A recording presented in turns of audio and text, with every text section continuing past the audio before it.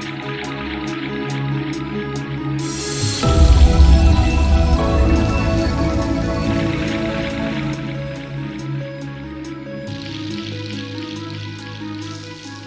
right, welcome everyone to the NAACP DeKalb County Candidate Forum for the Sheriffs.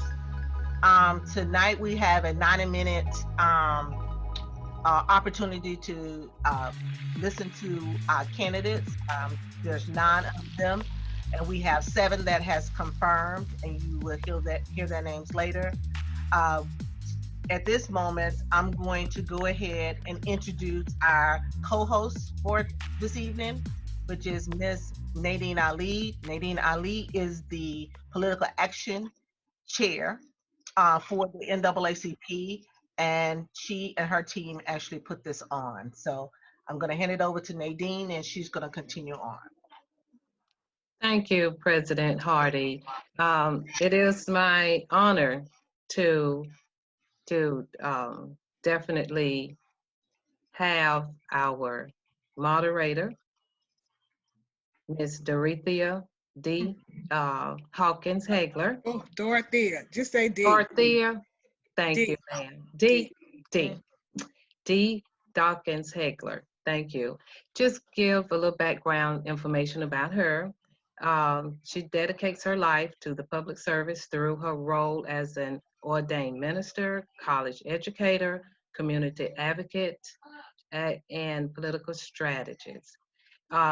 She is the owner of the DDH and Associates and executive director of Time 1000, an organization dedicated to helping 1,000 women and minorities get elected to public office or receive board appointments.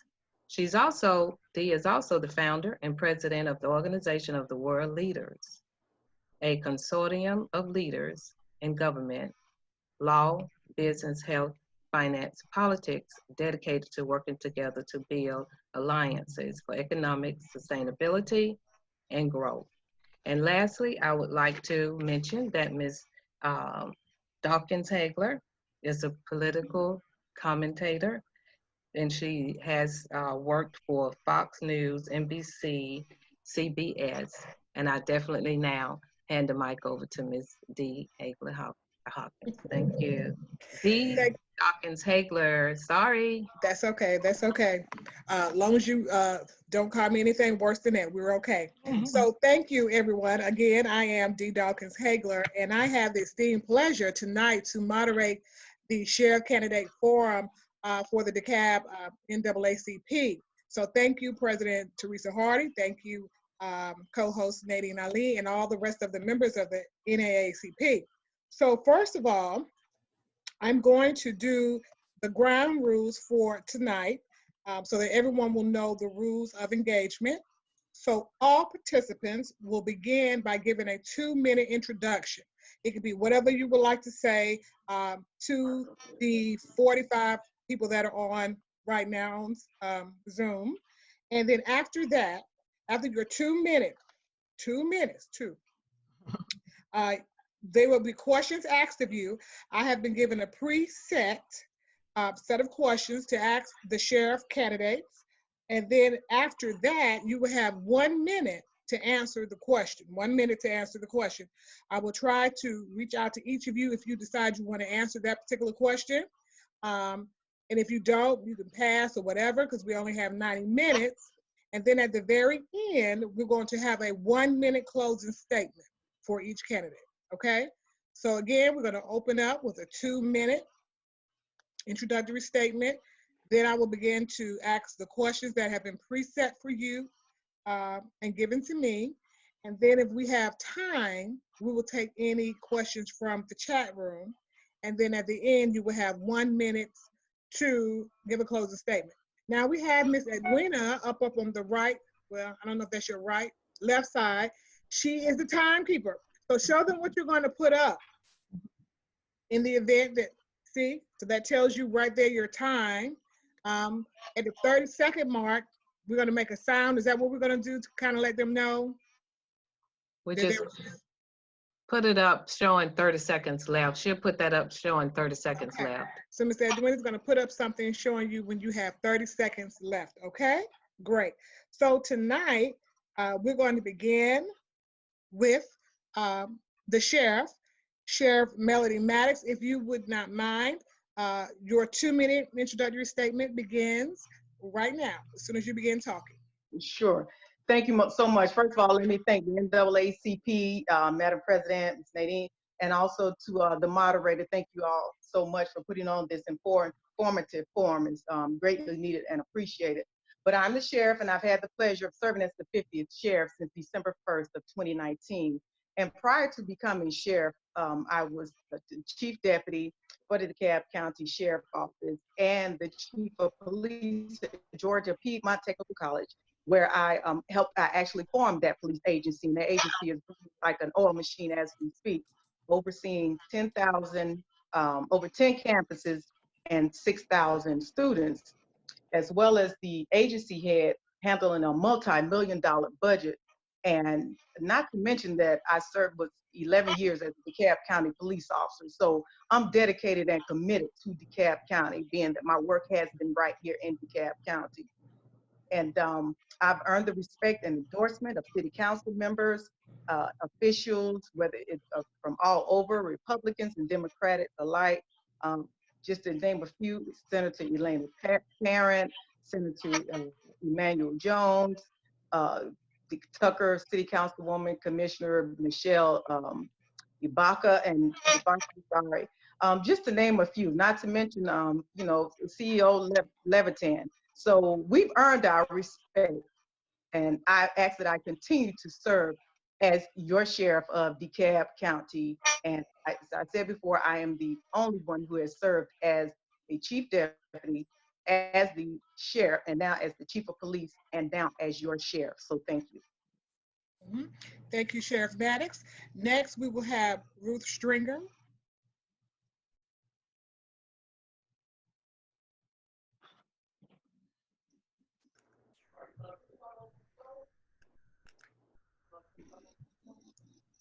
Ruth Stringer, are you there? Are you with us? Is she on? Are you on mute? Okay, we'll come back to you. Geraldine Champion.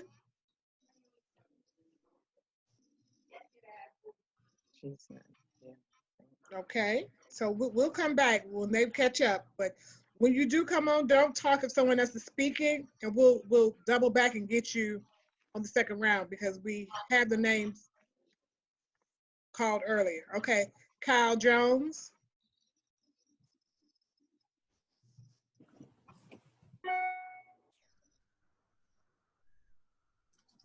I'm wondering. So are they muted? Is it? They are muted.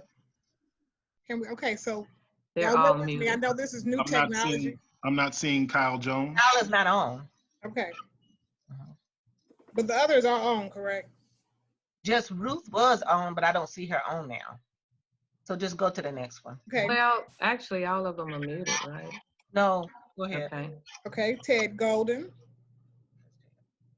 Can you hear me? Yes. I can hear you. Yeah, I need to push that button on the left side that says join audio. If they push that button, you'll be able to hear it. I'm asking them to hit that button that says join audio. Okay, thank you for that. You go ahead and we'll work on that one on the next one. Thank you so much. Well, good evening to everyone. My name's Ted Golden. I'm one of the candidates for sheriff here. First, let me acknowledge the rest of the candidates. We've been limited in our ability to campaign because of this COVID-19 virus. I trust that everyone is doing well, their family is doing well as you folks who are moderating this event. We appreciate the NAACP taking the time to put this event on. I am a 30-year resident of DeKalb County. Lived in the same house for 30 years, raised my children here. I'm a retired federal law enforcement officer. I worked for the Drug Enforcement Administration for 28 years. Prior to that, I was a Memphis police officer, and prior to that, I worked at juvenile court in Memphis, Tennessee, more than 40 years ago. So I decided that I would pursue this effort to become the sheriff of DeKalb County because I live here. And I think that it's important that we look for a new direction. This is a golden opportunity for us to seek a candidate that has no political ties to the community, that cares about the community, that understands the inner workings of the community, that is willing to toe the line and do the things that need to be done to make this county a safer county. Our primary focus is with senior care, sex trafficking, and gang violence. We know that these are issues that are facing our community that need to be addressed. So as we meet tonight and we talk about the many issues that are remain to this county, things need to be done, let's keep in mind that it's obviously time for a new fresh face in this county with new ideas, with a new direction. Ted Golden for Sheriff, you can go to my website, tedgoldenforsheriff.com, or on Facebook, Ted Golden for Sheriff. Thank you for your time. Thank you so much. Now we will have Mr. Carl Mobley. Did I say that right? I'm not seeing him on here. Yes, he's under Jolie's iPad, Jolie's iPad. Julie's iPad. Uh-huh.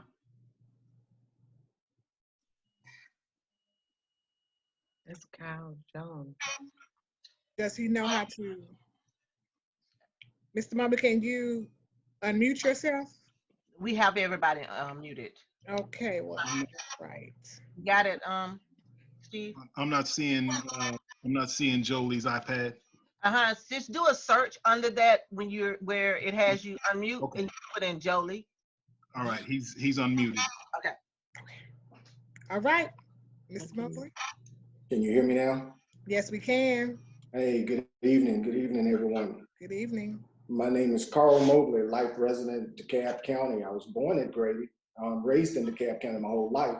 I decided to devote my life to my community by joining the DeKalb County Police Department and have served 28 years as DeKalb County Police and Sheriff Office. One of the things that I could say that I stand for is integrity and honor and principles, and we need to bring that honor and respect back to our county and get rid of this party affiliation or the nepotism and just get the county back up and running. We have a lot of things that's going on, especially with this pandemic.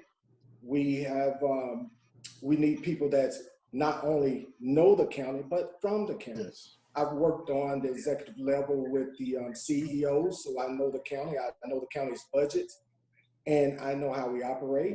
And we need to have someone in place that could implement some of these changes that need to be made, not only for the citizens of the county, but the employees. The employees are suffering. It's time to change. Right. Yeah.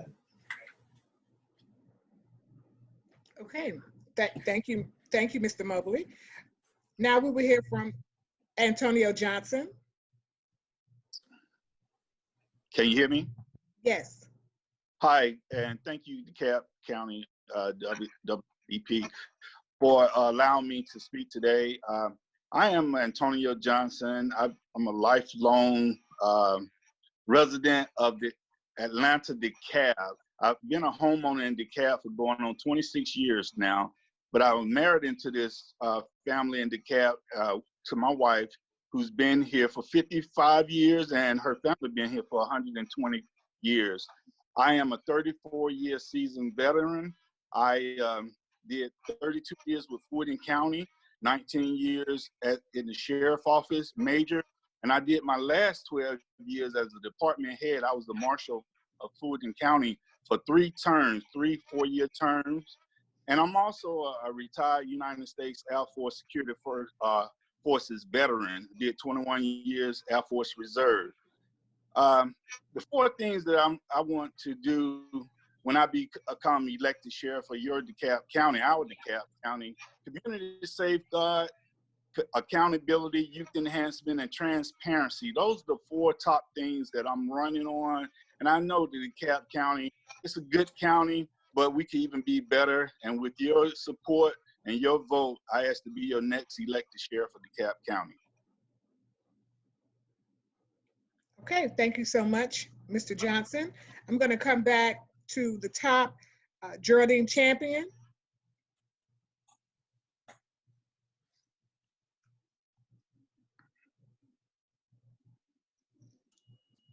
She's not on. Okay. Kyle Jones. He's not on either. Okay, and Ruth Stringer. Oh, jeez, man. Let's see her. You there? Just you can do a search on Ruth's iPhone and unmute. Yes. Okay, he's unmuted. Okay, can you hear me? Mhm. Unfortunately, I did not hear the question. I'm having some technical difficulties here with the system. I don't know what Can you happened. hear me now? Can you I hear can me? hear you. Absolutely, yes. So you have 2 minutes to introduce yourself, whatever you would like for your opening statement to be. Okay. Hello, Okay. my name is Ruth Stringer. I'll be on the ballot as Ruth the Truth Stringer. I've worked with the DeKalb County Sheriff's Office for 30 years. I am a United States Marine decorated. I am a decorated officer in the Sheriff's Office. I hold the Medal of Valor. I have a definite and distinct strategy for DeKalb County. I had a plan, but the pandemic pushed it back. So my strategy, I will deal first with the jail, then with the courthouse, then with the warrants, field division, and then of course with the streets of DeKalb. My strategy for the jail division, once I go get in and look at the UCR, this is actually for the jail and the field, look at the UCRs, I plan on implementing policies for change. Right now, inmates are being assaulted, the staffing is low, the recidivism is high. We need to do something to change that in DeKalb County, and I have a distinct strategy for that. For the courthouse, I have a strategy for safety. As we all know, the courthouse safety has not been updated in years, and we need to do something about that because of the building. I am definitely afraid that there's going to be a shooting at that courthouse, and we're going to be totally unprepared. So I have a strategy for that. Once I get in and look at the funding, I'll be able to turn that strategy into a plan. For the field division, those warrants, citizens calling in about warrants not being served, warrants piling up on the wall, officers out, civil papers not getting served. I have a distinct plan for that. That I don't so much need to have the internal files for that because I know how that works. So, and for the streets, what I plan to do is get all the municipalities, the police department, all of us together, and we're going to have a distinct plan for making the streets of DeKalb County safe. No more of this hodgepodge law enforcement. I plan to bring together DeKalb County together as a whole. And my final thing I want to do is deal with the contracts. I'm up.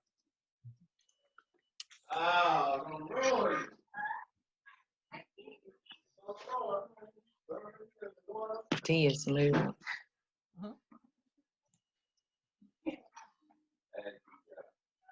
Okay. You can go to the next question. Oh, D is on Mute.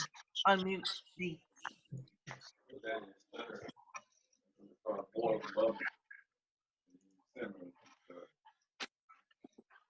Okay, thank you. Okay. All right. He muted me. All right, but so I'm gonna give the ground rules one more time. You have 2 minutes. Well, that was then. So now you have 1 minute to answer each question, okay? So Yes, I'm ma'am. going to start with the questions that were given to me by the NAACP. So the first question is I'm going to begin this time with Mr. Antonio Johnson. The first question is, how would you work to keep incarceration down, the incarceration rate down in DeKalb County? Well, the first thing we need to do, we need to work with all of the municipalities, the law enforcement municipalities throughout DeKalb County to make sure we have programs for the youth. I'm big into youth enhancement. Right now, I believe a lot of our crimes that are being committed in DeKalb County are youth between the ages of 11 to 20 years of age. And one of the things that I did when I was a department head as the marshal of Fulton County, I incorporated a junior deputy program. And that's one of the things that I want to bring to the DeKalb County Sheriff Office, because when I was growing up, I was during the time of the missing and murdered children in Atlanta, Georgia. And one of the things that kept me grounded is being into sports and also doing things in the school, after schools, that I knew my parents would make sure that I was doing the right thing and not getting in any trouble. So that's one of the things that I would try to do to try to make sure we reduce the crime in DeKalb County, but we also need to work with the other municipalities. Okay, your time is up, Mr. Johnson. I hate to do it to you. I hate to do it to you. That's okay. That's great. I follow the rules. All right, thank you. Sheriff Maddox, would you like to answer the question of how you have been or how you would keep the incarceration rate down in DeKalb County? Yes, absolutely. Thank you so much. But number one, let me just say this, that it's all about community involvement. It's about the sheriff being a part of the community. It's about trust, which I have already built. This is not something that I have just started. I have been doing this. I have a commitment, as I said before, to my community, to the citizens, to the officers of the DeKalb County Sheriff Office, and to show how committed I am to reduce this recidivism and to bring that community back. I personally go to the floors to speak to these inmates and talk to them and see what the issues are. We have programs in place. We have our drug court. We have our mental health court to help assist with these individuals. So these are programs that have already been put in place and things that I have started back in 2014 when my first at my first bid for DeKalb County Sheriff. And as you can see, it's been very productive. Thank you for that. Mr. Golden, same question. How would you keep the incarceration rate down in DeKalb County?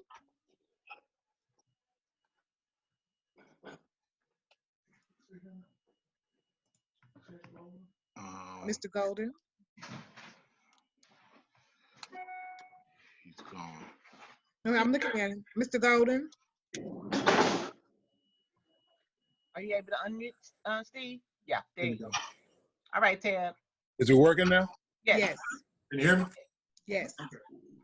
83% of the inmates that are inside the jails don't have a high school education, high school diploma.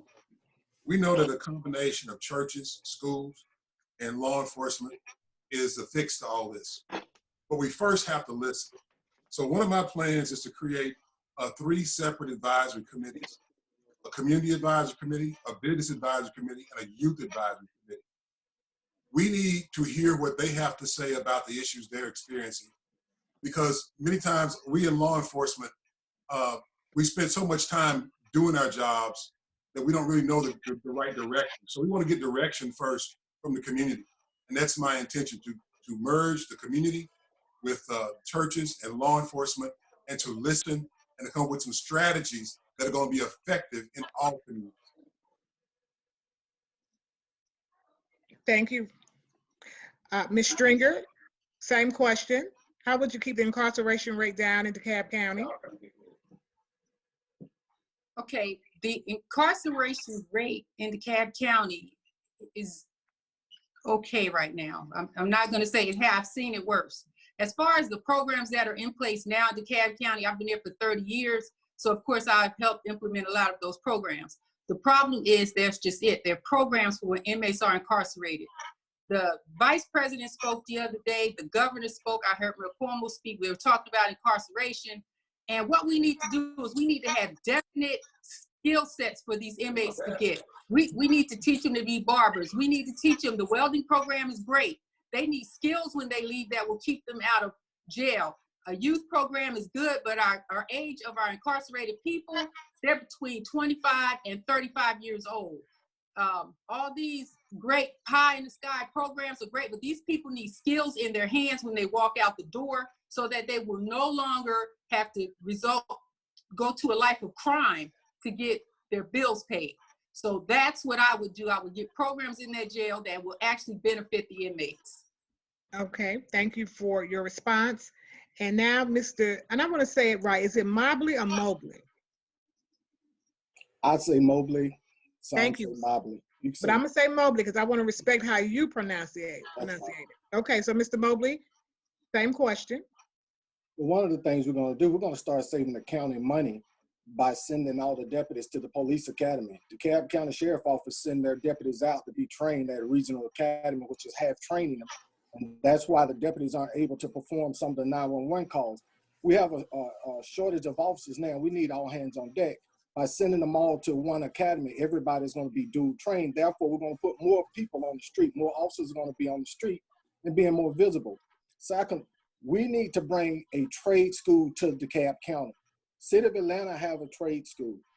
DeKalb need to have a trade school that all our kids don't want to go to college. Let's send them to that trade school. Let's bring that trade school to DeKalb County and not make our kids or our citizens have to ride elsewhere to be trained. It's fine, like Ms. Stringer say, with all these pie in the sky, but we have no programs in DeKalb County. We need to bring those programs to DeKalb County. Third, we're going to re-implement the COPS program. The COPS program is an excellent program. We teach all kinds of classes in school. Okay. All right, thank you. Time is up. All right, next question. How would you, we're going to begin with Ms. Stringer on this question, okay?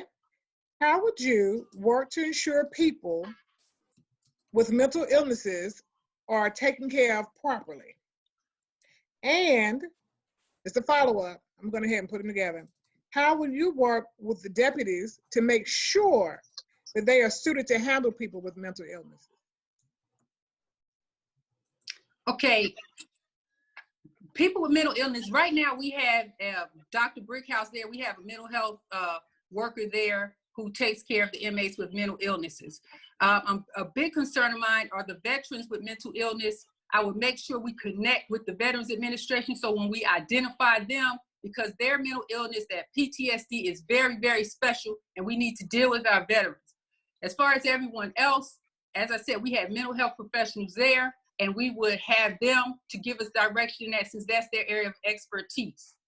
What was the second part of your question? Go ahead. You know what? It's how would your deputies, how would you work to make sure that your deputies know how to deal with people with mental illnesses? And let's okay, the deputies are currently certified through the NAMI program. They go through that program. As a matter of fact, when I was over training background and recruitment, I started that. And we also have officers who are there who are trained to train them in dealing with mental health issues in citizens and inmates. So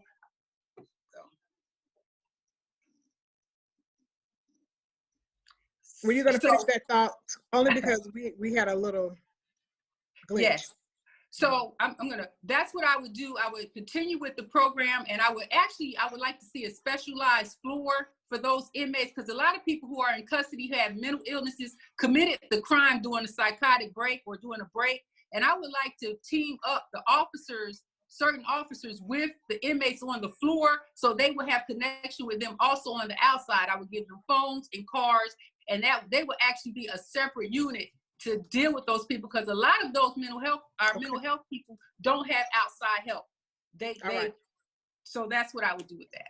Thank you. So do this for me, Edwina. For the next 4, give everybody 1 minute and 20 seconds, because I'm keeping up. I kept up with how long she spoke. Okay. All right. So same question. I'm going to give that question now to Mr. Johnson. Would you like me to repeat it, or? I think I can handle it. Okay. Mental health is very important, especially in a jail environment. A lot of individuals come to jail because they committed a crime and they wasn't really in a right state of mind. So I would work definitely with the healthcare workers in the jail, which they are under a contract, mental health contract. And also when it comes down to the deputy CIT training, that's one of the things that I incorporated, and I even went through that training as a law enforcement officer. That'll help you understand mental illness. And also, you don't have to arrest everyone when they do something. A lot of times they're having a mental breakdown. And if you can just find them some resources and help them get through that, that'll keep down on the incarceration of the jail. Okay. Thank you. Do you want to answer the question about how will you work with your deputies? Yes, I said earlier, the CIT training, that'll be a mandatory training that all deputies have to go through. And in my last leadership role, I had 100% of my deputies went through that training dealing with mental health individuals. Thank you so much. Down to you, Sheriff Maddox. In what ways have you already ensure that people, or will ensure people with mental illnesses are tend to, and how will you make sure that the deputies are better suited to deal with people who have mental illness? Thank you so much. First of all, let me just clear up something. I heard someone say those people are somebody. They are connected to someone, and they are still human. And I just wanted to know that as far as the deputies are concerned, they have a mandatory 40-hour block of training, crisis intervention training that they must take. And also with the individuals that are housed there, we make sure that they have the medication, the counseling, the treatment that they need, especially with this COVID-19 that is going on. I made sure that we brought in additional health providers to assist with. So we also make sure that once they are exit the agency, that they get what they call a Blicer pack. And the Blicer pack is the medication that they have left. But we also connect them outside with outside resources such as Grady. We work with Viewpoint. And we know that mental illness is alive and well, and we need to make sure and understand how it attacks everybody. Thank you so much. Mr. Golden, same question. Yes, ma'am. Mental health is a priority with my campaign. We will first elevate a mental health professional to the executive level to make sure that all information that is critical to the support of the mental health issues that are occurring inside the jail are addressed at the executive level. Coupled with that, we already know that the local police departments have access to mental health trainers, that mental health professionals that come out to the field to eliminate the need for us to continue to have to house mental patients without first knowing that they have mental issues.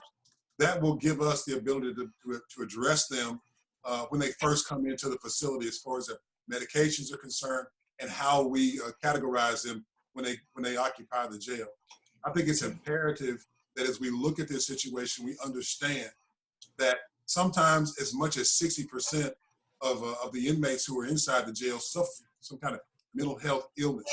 So we know that it's a priority and it's something that needs to be addressed in a way that may have a direct impact on the time that inmates spend in incarceration, as well as making sure they have follow-up when they leave the facility. See, many times we have repeat offenders that come back who we knew had mental health problems. We turn them loose and let them go into the community without making sure they have access to treatment when they get out into the community. So mental health professional, executive level, and follow up with the inmates when they leave the jail. Thank you. Oh, Lord. Can you still hear me, everyone? Yes. Okay. Mr. Mobley, same question. Well, one of the problems we have is our deputies are not as trained as the police officers. That's why you have to send them to the same academy, because as the DeKalb County Police Officer, we interact with the public a lot more than the sheriff officers do because we respond to 911 calls. So the deputies are going to have to get out there and be able to interact with the public in order to learn how to deal with some of these cases. Second off, we're going to bring in Crisis 180 to the jail. You can't just release an inmate that have mental problems. You bring in Crisis 180 and you start getting your inmates counseling prior to being released, 30 to 60 days prior to being released. Third, the sheriff office doesn't have a mobile crisis unit. Why? The DeKalb County Police have a mobile crisis unit with a clinician.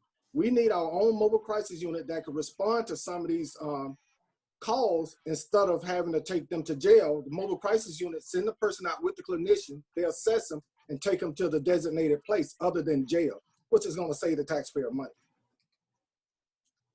Okay, thank you for your response.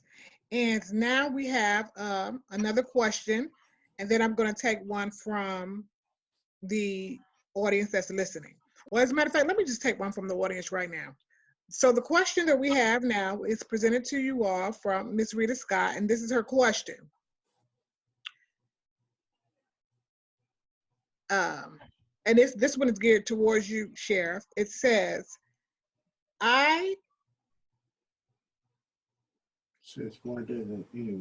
she would like to know, and I tried to shorten it in the did you shorten it? yeah, in the chat. Basically, read it. You read it, Teresa. Okay, yes. Why doesn't anyone return calls from the Health Services Department of the DeKalb County Sheriff Department, what process do they have in place to assure that anyone arrested is given their required life-saving medicine, especially in light of COVID-19? I guess it's a two-part. Returning calls and the process. And the process.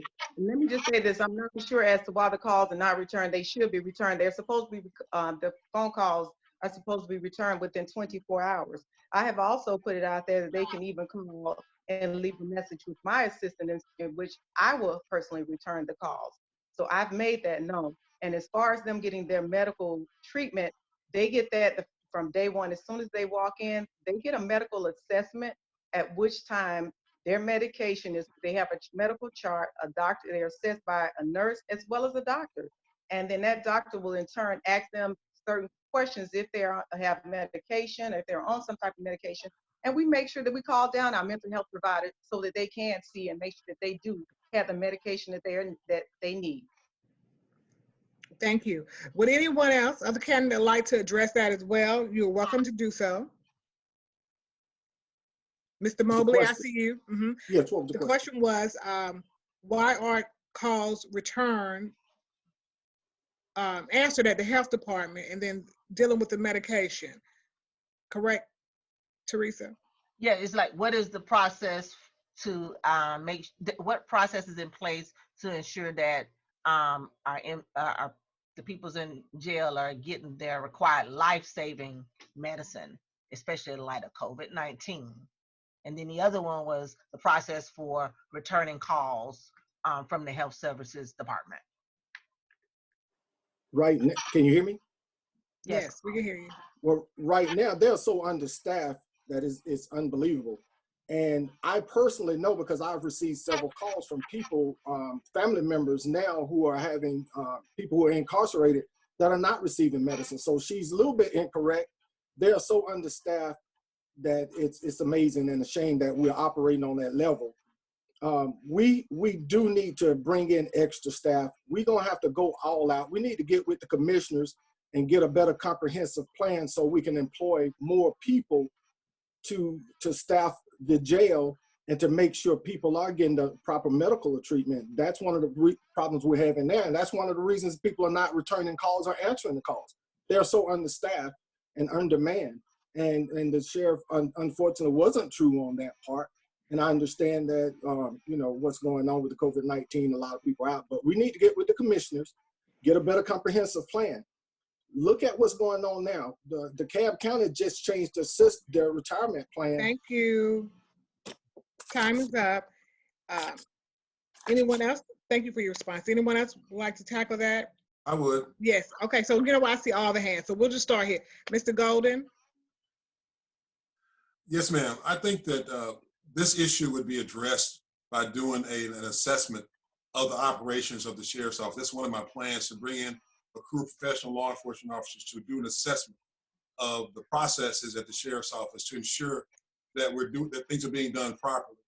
I think it's important that we also take advantage of modern technology.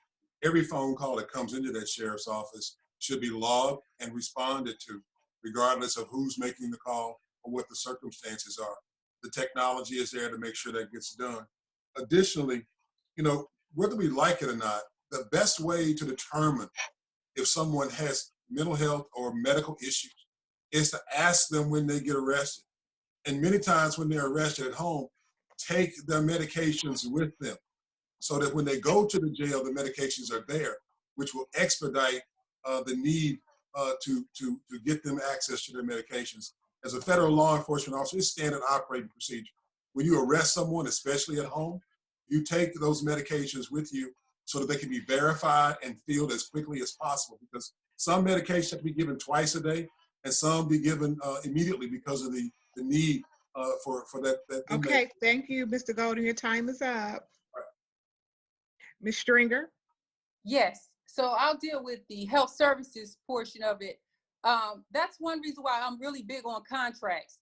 The present contract provider who would answer the phones and when there's a health crisis feels no need to really do what the company's contracted to do. The people are lackadaisical because they know that a former official is going to keep them in those contracts. And that needs to be addressed. We need to look at the contract, hold the contractor accountable. He needs to make sure, she needs to make sure that those phones are answered, that those citizens are addressed. Sheriff Maddox was absolutely right as far as when people leave the jail. It's always been that way. There's policy in place that the healthcare provider who is under contract is supposed to provide medication for the inmates and make sure they have everything they have as they are going out. Once again, that's why the contracts are so important, and you can't have someone who has an interest in those contracts also controlling the sheriff's office. Thank you. And then Mr. Johnson. Well, mine is real short. Hold the healthcare provider accountable. Make sure they follow up and follow through on the call. And as the sheriff, it'll be my responsibility to make sure that they're accountable and make sure they are complying with the contract. And it's just simple. Follow up and follow through with the call. Return the phone call. It's just simple. You don't have to do assessment. Just follow through. Thank you for that. And then I'm just going to leave this with you, Sheriff, from Ms. Scott. She is saying that she has called 3 times. And she has not, I'm going to read this directly as it's coming to me. I have called 3 times. When I got the call, they have been there for days and have not received any medication. So that's just a tad bit. If you would like to respond, you can. If not, we just wanted to leave that with you. If you don't mind, please, may I please respond? I wanted to say, first of all, about me being, untrue on some things. That is not true. In the midst of this COVID-19, as you can see, this thing is running very fluid. And I have also put out there that any individual, if they don't get in touch with someone, they can get in touch with me. I put a number out there, 404, and I'll leave it with Ms. Scott as well. What happened? Did her phone freeze? I think it froze. So it's gonna type in the number. Sheriff Maddox. It's frozen. Someone's loved one connected there. So, Sheriff Maddox. Sheriff Maddox, your voice went out. You froze on us. So if you could repeat, just go ahead and repeat it. I'm sorry, I was leaving a phone number. I just wanted to address what what another candidate was saying, that I was untrue on, that I was not being truthful on. Although we are short-staffed, and let me make this also clear that we're not just going to go out and recruit just anybody. We're going to make sure that we're qualified to work in the sheriff's office. But let me leave this number from Ms. Scott, and she's able to reach out to me personally, 404-298-8282, 404-298-8282. And as I said before, someone is supposed to reach out to them within 24 hours. They get back with them, and they will be able to speak to me, and I will make sure that their loved one get the medication they need, because again, as I said before, they are treated with dignity and respect, because I know that they are attached to someone out here they are attached to. Thank you, Sheriff Maddox, for going deep with that conversation. And again, that number that she gave out was 404-298-8282. Thank you. So the next question is going to be, what would you do? And this question is going to go, first of all, to Mr. Mobley. The question is, what would you do to work with the different police chiefs within DeKalb County to make sure that all the citizens in DeKalb have quality public service? Well, first off, the chiefs already have a meeting that they attend to on a regular basis. Unfortunately, in the past, the sheriff office haven't totally participated with the meetings. We just have to get more involved by partnering with the police departments, by having our deputies go to the same training, by having them train together. You're going to create more unity in our community with our other agencies. And meeting with them or attending the monthly meeting that the chiefs already have would be a big asset for the county. We're going to start responding to some of these 911 calls that's going to help bridge that gap within our departments. Right now, when you're calling 911, everybody's having a shortage and no one's wanting to help each other. That's why the sheriff office is going to have to step up and play an active role and start responding to more of these 911 calls. Thank you. Mr. Golden, same question. Well, the first thing we're going to do is we're going to not cede the responsibility to answer 911 calls to the police department anymore. It is imperative that we bring training, critical training, like he said, to the DeKalb County Police Department so that they can answer calls, write reports, sign affidavits, and do all the other things that normal law enforcement officers do. Out of all the counties, the sheriff's offices that function in the state of Georgia, only 2 don't do full law enforcement services. That's DeKalb County is one of those. So we're going to change that. We're just going to change our attitude. Coming from the federal side of law enforcement, we collaborate with local law enforcement primarily to be successful because there's more of them than there are federal officers. So the sheriffs and the police department are critical parts of successful law enforcement agencies, and we need to make sure that we work hand in hand with them and we can deliver a service that's going to help make DeKalb County citizens safe. So it is my goal and intention to no longer cede the responsibility to the police department to answer 911 calls. Thank you. Ms. Stringer, same Yes. question. Yes. I don't know if the sheriff's office stopped participating, but the sheriff is the top cop. And under the former sheriff, I know they would meet at least every 2 months with all the top law enforcement agencies in the county. So that process will continue, and that's how we would build our camaraderie. That's actually part of my strategy for everybody to bring their UCRs to the table and us to determine how we can attack each problem uniformly. The thing that the resounding theme I'm hearing is that they want the sheriff's office to do what the police officers do. That's a duplication of services, and I don't think the taxpayers want to pay for that. If you want to make DeKalb County Sheriff's Office a full service agency, you need to go to the commissioners, you need to take a vote, and you need to say you're going to do away with your police department. Otherwise, the DeKalb County Sheriff's Office is doing the right thing. Those warrants have to be served. The inmates have to be taken care of, and the court has to be handled. So, thank you, Ms. Stringer. Mr. Johnson? Yes, can you hear me? Yes.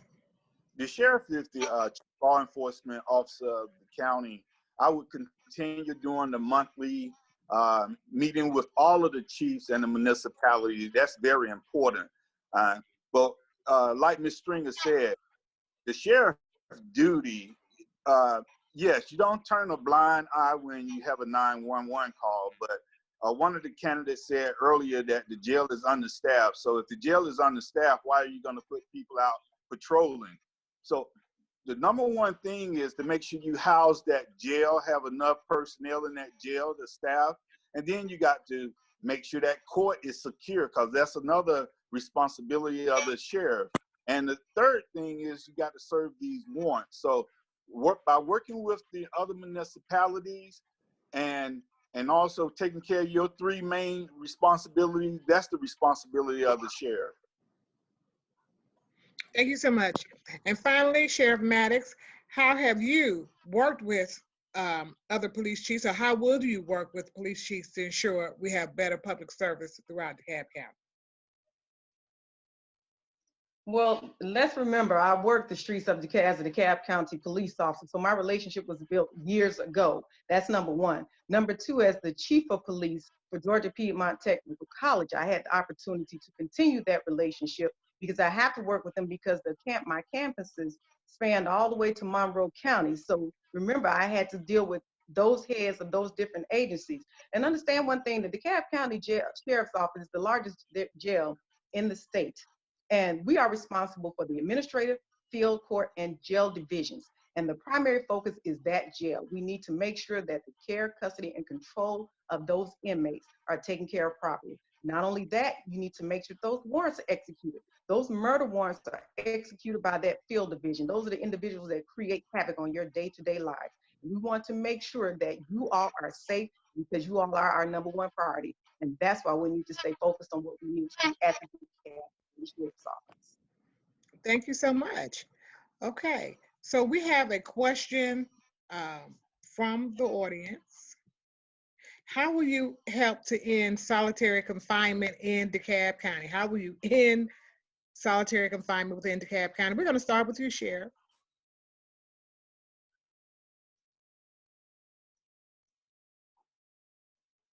She's muted. We can't hear you, Sheriff. Hold on.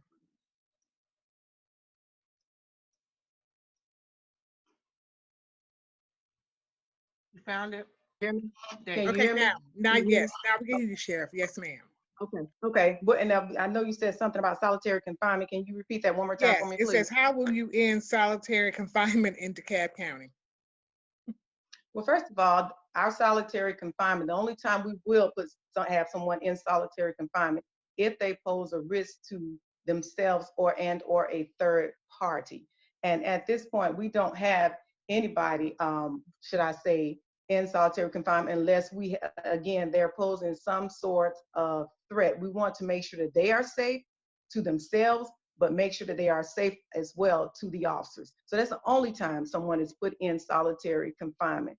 And since I've been in office since December 1st of 2019, I've had great results where I could actually see the inmates come out and be with someone else rather than being in solitary confinement. Their behavior is much greater because they do see a leader that cares about them.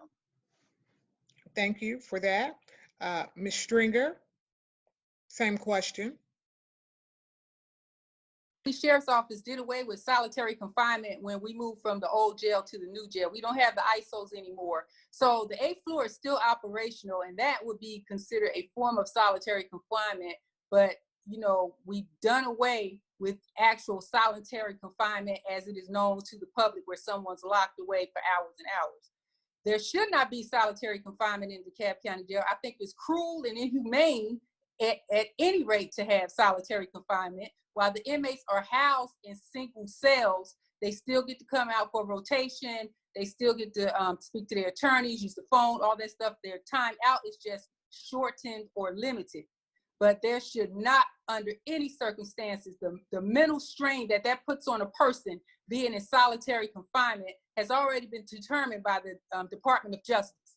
So we've done away with that years ago when we moved from the old jail to the new jail. It was part of the plan. So that should not happen. And it wouldn't happen under my watch. Thank you. Mr. Golden, would you like to answer? I'll take a stab at it. Okay. Regardless of how we classify solitary confinement, we know that many times it was used as a punishment. But as been previously stated, unfortunately, when inmates pose a threat to the safety of another inmate or to the safety of officers, steps have to be taken to ensure that that inmate is being taken care of. They don't harm themselves or anyone else.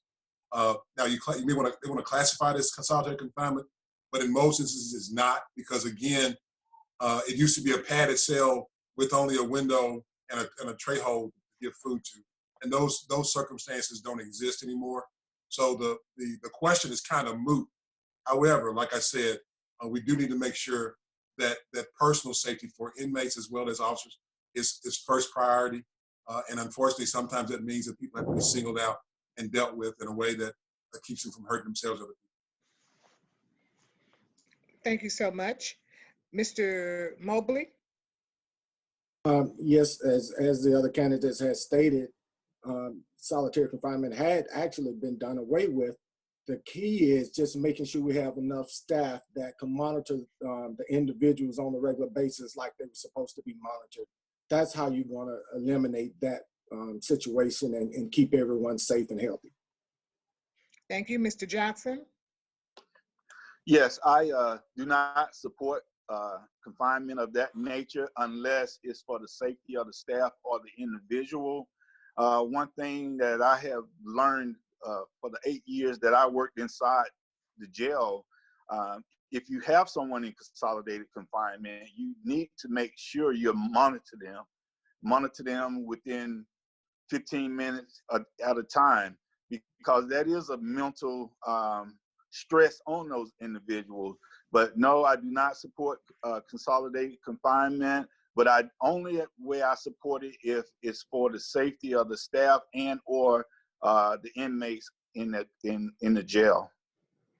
Thank you so much. We have a question again from the audience before I take one of the pre-written questions I have, and that is, COVID-19 has changed the way we all do business in this county.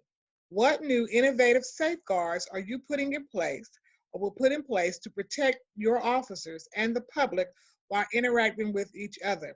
Mr. Golden, we'll begin with you. Well, obviously, with this situation, being able to contain the spread of the virus is priority. And that means that people should be tested before they come into the facility. They should be checked for temperature. And by now, unfortunately, every first responder should have been checked to determine whether or not they are a carrier of the disease. We have some people who are atypical. They have the disease and they haven't had any experiences, but they can transmit the disease. So we definitely need to make sure that every law enforcement officer that comes in contact, especially with inmates, is tested for the disease to make sure that they themselves aren't a carrier. The next thing you got to do is to make sure that there's access to as far as the inmates who've been infected, they're being treated fairly and they're being quarantined away from the rest of the population, as well as given any opportunities that may be needed to ensure that they get access to all the medical treatment they can have. But the priority right now is that everyone. Thank you. Your time is up. Sheriff Maddox, is she still with us? Because I don't see her on my screen. I'm here. Okay, Sheriff Maddox, since you are right in the thick of it right now, how are you dealing with COVID-19? Wow, what thank innovative? you. Yes, good question. I'm glad for that. Let me just say this. The first things first, we want to minimize it and flatline it as much as we can with the agency. With that said, we take temperatures. That's number one. Everybody gets a temperature check before there are no deliveries even made into the agency unless you can go and take a temperature. And not only that, when the inmates, the officer's temperature is taken, the arresting officer, as well as the detainee.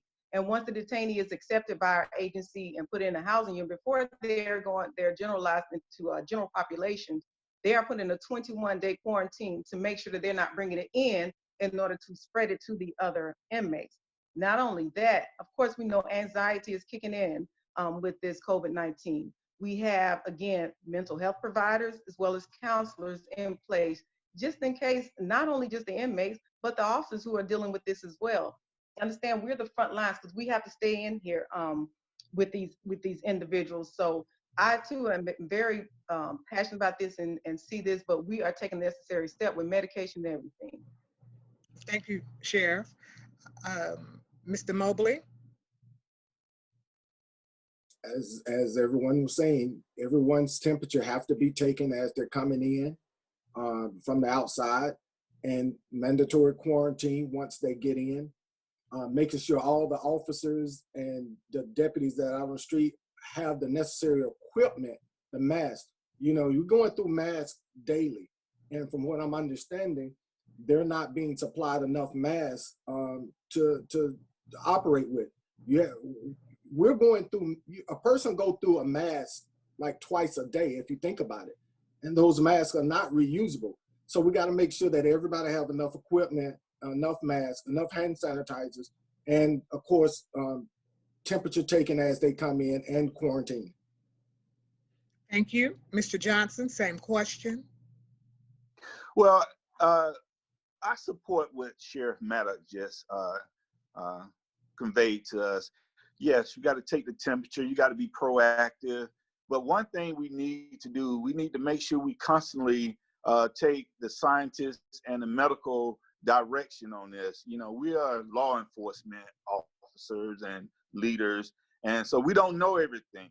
But the plan that Sheriff Maddox has in play right now is good, but we also got to always remember it's a working plan. Things gonna change. We're gonna have other challenges, so we just cannot just sit back and if one thing's working right now, we need to be proactive and have a contingency plan to make sure that we are ahead of the speed when it comes down to something else developing after COVID-19. Thank you. And Ms. Stringer, same question. Yes, Okay, the plan that Sheriff Maddox has in place right now for catching people as they're coming in is right on point. That's the way it should be done. However, the DeKalb County Sheriff's Office has a policy in place that says inmates will line up every day for a count. As we know, there are inmates, COVID-19 did not start in March when they first brought it out, March 24th. It started back in February. Some people had it in January. Those inmates every single day should be come out for their count, and their temperature should be taken, and it should be documented. Classification should send a sheet up weekly. It should be documented, because a 99 temperature of somebody might be a fever, because their normal might be 96. So we need to catch that. I do know for a fact that an inmate got out. He had been in 3 months. He went home. He infected his grandmother. I know that for a fact.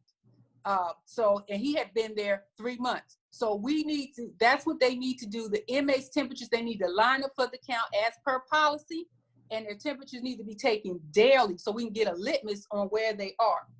Other than that, I think the officers need a place to decontaminate so they don't take it home to their families. Thank you. Your time is up. And Yes, because you made some accusations or just said a few things, Sheriff Maddox, would you like to respond? It is, since this COVID-19 is hit, as we said, it's very fluid. Every day is changing, and we have a pandemic plan in place, and we executed this plan right away as soon as it hit. And to date, we've only had 1% of the total population of the inmates to test positive for COVID-19. None has been on a respirator, none has been hospitalized, along with only 2% of the staff being having the COVID-19. We give all the education, and as far as the masks are concerned, we have several masks. Not only do we have masks that were donated to us, individuals have made personalized masks for those officers, and they are actually, at any time they need a mask or any other PPE equipment, that they can come to their supervisor and we make sure that they have it. So yes, thank you so much for allowing me to be able to respond. Thank you. Now, we're going to have 2 more questions before your closing question. So the next one is going to be, how do you plan on addressing the shortage of deputies in DeKalb County? We'll begin with you, Mr. Johnson. Well, when I was the marshal of Fulton County for 3 4-year terms, 12 years, I held a 0 vacancies deputies. And the way I was so successful in that, I never stopped hiring. I never stopped recruiting. It takes 6 to 8 months to even recruit and hire a deputy due to background, drug screening, psychologicals, and other testing. So we cannot stop saying that we're not going to hire this month. We have to be consistent. We got to keep people on the shelf.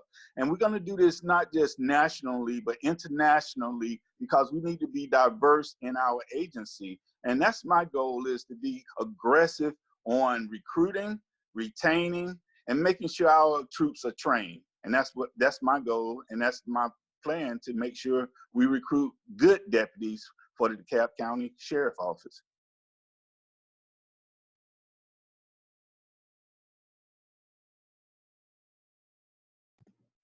Thank you. Ms. Stringer? Yes, recruiting detention officers is different than recruiting deputies. Unfortunately, all law enforcement agencies are suffering right now from lack of officers. The way to get the detention officers in is what our main focus needs to be. We're going to have to raise the salary above the 4% that the commissioners did. We're going to have to guarantee them a career line, meaning that if you're there for a year and a half as a deputy, and I started this program before I left, I don't know if they're still doing it.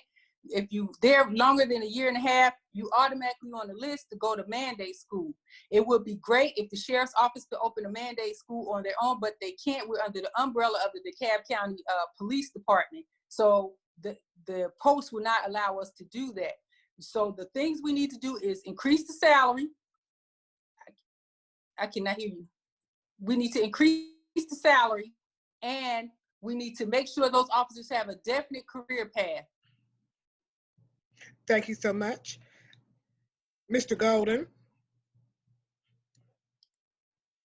Ms. Stringer just said we need to make sure that we offer an opportunity for them to become not just mandated, but actually become deputies themselves. Additionally, we need to also offer educational incentives to get those detention officers, number one, to come to the sheriff's office, and then to get them to stay. I have a 2-year, 5-year, and a 10-year plan, because we need to make sure that we constantly have people coming through the door that are taking the ranks. And we also need to really address the issue about the merit pay, the merit system coverage.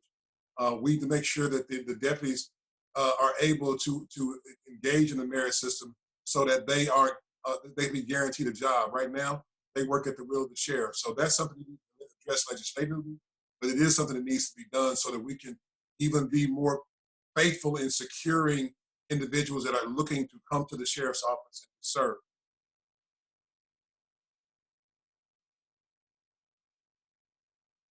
Thank you so much. Mr. Mobley. Well, right now the police department makes less, the sheriff office make less than the police department. We need to go to the commissioners. As your sheriff, I would go to the commissioners and I would urge them to redo their plan. If right now the officers only getting, if you come into DeKalb County, you get paid 1% per year for 30 years. Who want to work for 30% of their pay when they're not getting annual raises? Under the old plan, when you retire for 30 years, you got 82.5% of your pay. Now you're telling people 1% of your pay and a 401k, but look at what's happened to the 401k system now. People are leaving with no 401ks because the system has crashed. So we need to go to the commissioners. We need to give the commissioners, bring back the 82.5% retirement pay for our officers and start giving them annual raises, and bring the sheriff office pay up with the rest of the sheriff officers around the county. DeKalb is one of the most underpaid sheriff offices. It is. Thank you so much. And now to you, Sheriff.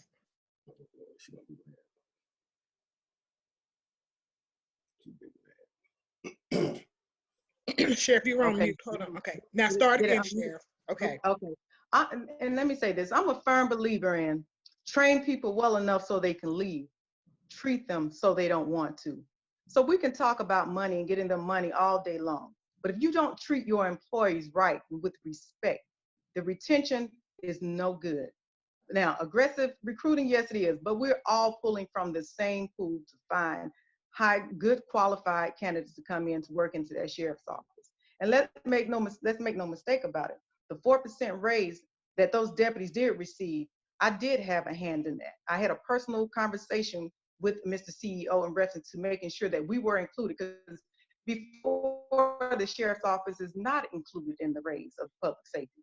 So they were included in that raise because of me. But at the same time, I also go out and recruit. Since this COVID-19, we have received 42 applicants since COVID-19. So we are well on our way.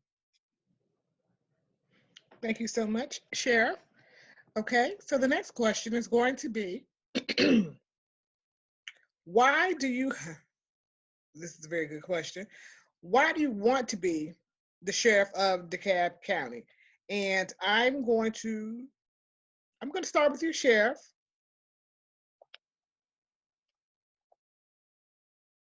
I want to stay the sheriff of DeKalb County because I am committed, I'm dedicated, and I have a personal attachment to the county. Originally from here, lived here, still own a family house in DeKalb County. And I want to continue to serve the citizens of DeKalb County. Their safety is my number one concern. I take a personal commitment to them. And again, because my grandkids are being reared here in DeKalb County. I want to make sure that those inmates continue to be treated with dignity and respect. Because as I said before, everyone in there is attached to a loved one on this side.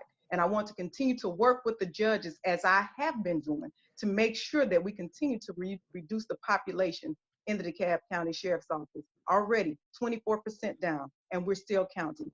And that's because I have had the opportunity to work with the Chief Magistrate Judge, other judges, the City Solicitor General, District Attorney, and I'm excited, as well as the Public Defender. So I'm excited about keeping that relationship going. Thank you. Mr. Johnson? I'm running for DeKalb County Sheriff Office because we need new leadership in DeKalb County. No disrespect to the last leadership, but we need some new eyes, new dedication to making sure we keep the community safe. We need to focus on youth enhancement and transparency. And also we need to be accountable. That's the first root of leadership, is being accountable to the citizens of DeKalb County. So with that said, we need a sheriff that's going to be dedicated to making sure the courthouse is secure, the jail is safe, and also we execute these warrants so we can make sure we get these individuals who's committed these horrendous crimes off the street. And I want to keep this county safe, and I think that I'm the person for the job as your next elected sheriff. Thank you so much. Mr. Mobley. DeKalb County, and a law enforcement officer of DeKalb County who's put his life on the line for my county, I see the need for change. We need to be more active as a sheriff office. We are understaffed, of course. Having the experience of being with the CEOs, I've seen firsthand of lack of interest from the sheriff office. Sheriff Maddox is probably one of the most active, I could say that, but it's time for a change. The citizens of DeKalb deserve better leadership from the DeKalb County Sheriff Office, and we need to have a more active role in our community. We can no longer sit back and operate like we used to. Of course, we're going to take care of the jail and the courthouse, but it's time for a change. It's time for us to move forward and make sure our community and our workers are safe and in a better situation. Thank you. Ms. Stringer. Yes, I would like to be the sheriff. I was a student of my craft. I did 30 years in the sheriff's office, worked my way from the ground up. I understand the lowest level to the highest level. I watched for years the malfeasance in the sheriff's office, and I want to correct that. I want to make sure the citizens are getting what they pay for. I want to make sure we take care of contracts, which are very big for me. I want to make sure nobody's getting unjust enrichment on the citizens back in DeKalb County. I want to make sure we do what we're supposed to do as a sheriff's office. The relationship I had with the judges was great. Solicitor, everyone, I had a great relationship with everyone, and I will have one again.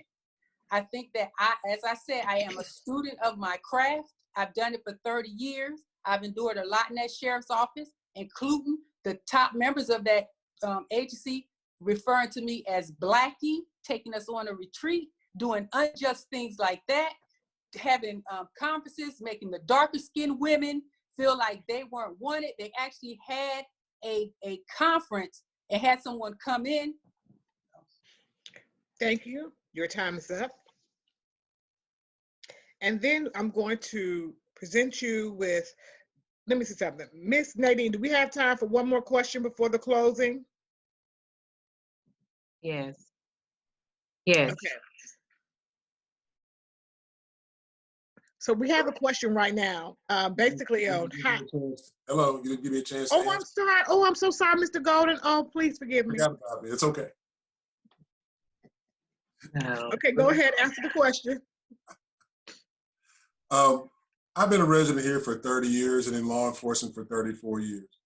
I'm concerned first as a citizen, as a law enforcement officer, and as a parent and a grandparent to children and adult children who live and work in DeKalb County. It's time for us to make a change, to break the political ties that control the sheriff's office and limit our ability to grow and to become more functional and supportive for all law enforcement agencies here in DeKalb County. Our primary goal is to protect and defend. We can't do that when other people are making decisions who don't wear the badge anymore. So it's time for change.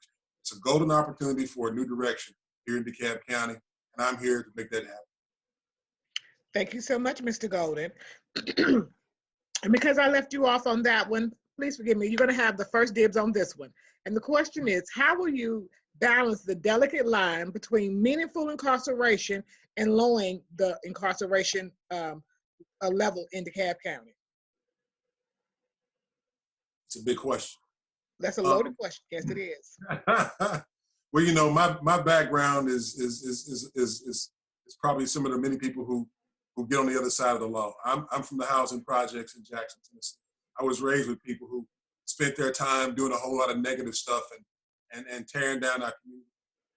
The educational process, the parenting process, all those things are directly tied to the issues that we have with our criminal element. And in order for us to face that, I go back to what I said earlier. We have to start to listen to the community. We have to start listening to business people. We have to start listening to young people. We have to start engaging them at their level, and we have to be accountable to them, because I don't know of any child who asked to come here. And in order for us to be able to be successful, we got to work with all of them. You know, for a while, I was a single parent. I understand what it's like. Raised 4 sons. My youngest one is 14. The other 3 are grown. And it was difficult for me as a single parent, but I was able to get it done because I understand the process.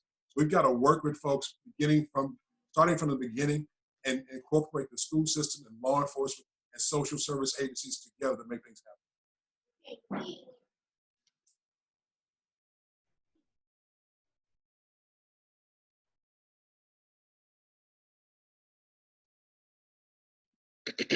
Thank you so much for that. So now I'm looking at the time, it's 7:48. I think we need to go ahead and do the closing statements now. Would this be a good time? So let's go ahead and do that. So first of all, I want to thank all of the candidates tonight. And so your final question is going to be, however you want to wrap up or end, basically how you see your run, or why you want to be sheriff, or continuing to be sheriff, or whatever you would like to say that would have a lasting impact on the voters in DeKalb County. And then if you do me a favor, because this is the last question, and we've got a few more minutes, can you give everybody 1 minute and 15 seconds to answer this one? Okay. And we're going to begin with Ms. Stringer. I would like to be the sheriff of DeKalb County. My husband is a retired DeKalb County police officer, 25 years. He's got the Medal of Bravery. He risked his life for the citizens of DeKalb County. I stayed at the DeKalb County Sheriff's Office. I worked my way through the ranks. I have the Medal of Valor. I have a life-saving award. I saved a child from choking to death. I've been there. I built policy up in that agency. I am a master of my craft. I will go in and work for the citizens. I'm nobody's puppet. I'm not bought by anyone. There's no man sitting behind me telling me what to do. I'm a woman who wants to go in there, stand on her own 2 flat feet as a former United States Marine, and get the job done. I will be fair and equitable to all people. I don't look at inmate, officer, people are people. I love all people, and I want to get in there and get the job done. It's a huge job. The DeKalb County Sheriff's Office needs to be revamped. It really does, and all political ties need to be broken. The sheriff's offices can no longer go to support the lifestyles of former administrators and people who are looking at getting new contracts in the sheriff's office. Governor Kemp has warned us there's going to be a financial strain on this state shortly, and the sheriff's office needs to lockstep and get ready and start slicing that budget and getting it together so that we don't have to, the citizens don't suffer. Thank you, Ms. Stringer. Mr. Mobley? A candidate. Okay, now go ahead. You ready? I became a candidate because I saw a need for change. Being in law enforcement, DeKalb County, I see how we have been lagged behind. As a DeKalb County police officer, I saw a lot of the things that the sheriff office wasn't doing. When I switched over and became a sheriff officer, sheriff deputy, I saw an even bigger need of how far behind they had fallen. So it's time for us to move forward, to change our way of thinking, and to become a more progressive sheriff agency, other than talking about how we used to do things and what we used to do. That's why I'm asking to become your next sheriff, so we can put DeKalb County back on the map. Let's bring back honor and respect to DeKalb County, and let's make our citizens safe. Thank you. Mr. Johnson? Yes, I would like to be your next elected DeKalb County Sheriff. And for this reason, 34 years in law enforcement, 19 years went up the chain of command as a sheriff deputy major.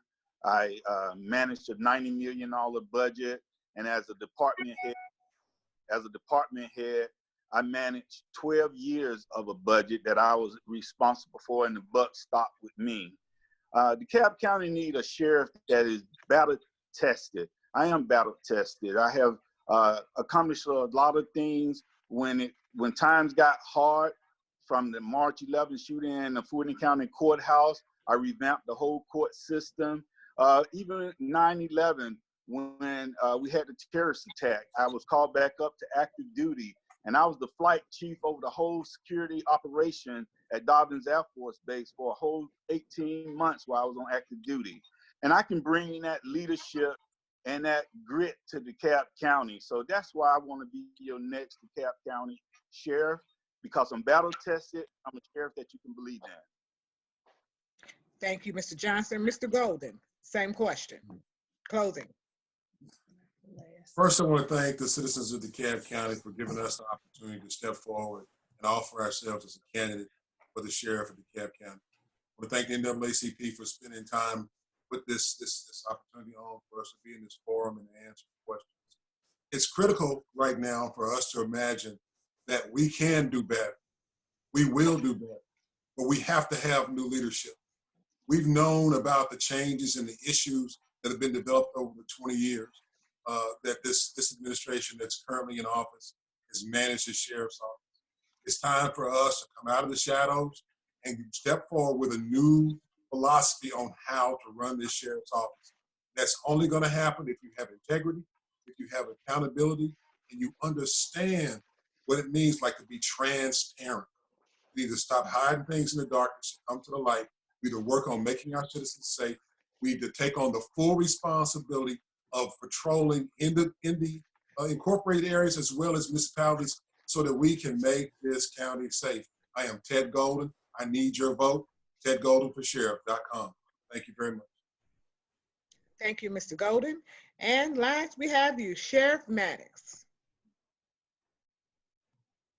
Yes, thank you so much. And again, thank you all for putting on this forum, as I said before. But it's about excellence, accountability, and respect. It's about dignity and respect for those officers. I too started in DeKalb County Sheriff's Office as a technician. But understand one thing, you can't get any more battle tested than what I'm being battle tested now with this COVID-19 as I'm dealing with it as the sheriff. And I just want you all to know that I am the only candidate that created a police department at Georgia Piedmont Technical College. I'm the only candidate that served as the chief of police and now as your sheriff, and to handle a $90 million budget. I hold a bachelor's, 2 masters. I'm a hostage negotiator. I'm a defensive tactics instructor, and I'm also a general instructor. So I'm able to teach. It's about trust, it's about understanding, and it's about connecting with the community. And I've been doing this. I didn't just start this. This is something that I have always done. And I'm asking for your continued support and vote on June 9th, that you vote the incumbent, Melody Maddox, to continue to be the 50th sheriff of DeKalb County. Thank you so much. Again, I want you all to thank all of the candidates. Thank you, and who are running for sheriff of DeKalb County. Thank you, Sheriff Maddox. Thank you, Ruth Stringer, Antonio Johnson, Carl Mobley, and Mr. Ted Golden for your time. I am Dee Dawkins-Haigler, and I thank you for allowing me to moderate the candidate forum on this evening. Now I'm going to turn it back over to the lovely, dynamic, awesome leaders, Ms. Nadine Ali and President Teresa Hardy. Thank you so much, Ms. Haigler. Definitely, Ms. Dee Dawkins-Haigler. I will get it correct. I would like to thank everyone, our candidates, for participating with us from here at the NAACP DeKalb branch. Definitely would love to thank Melody Maddox, Ruth Stringer, Ted Golden, Carl Mobley, and Ted Golden, and Antonio Johnson. Thank you. Again, we thank you for participating. We also like to thank our participants who thought enough of us to come and be a part and to participate in this candidate forum. I would pass it over to our president, Ms. Teresa Hardy. All right. of course, I'd like to thank everyone for participating, the candidates, all the participants. I would like to thank our moderator, Ms. Dee Dawkins-Haigler, for being voluntold.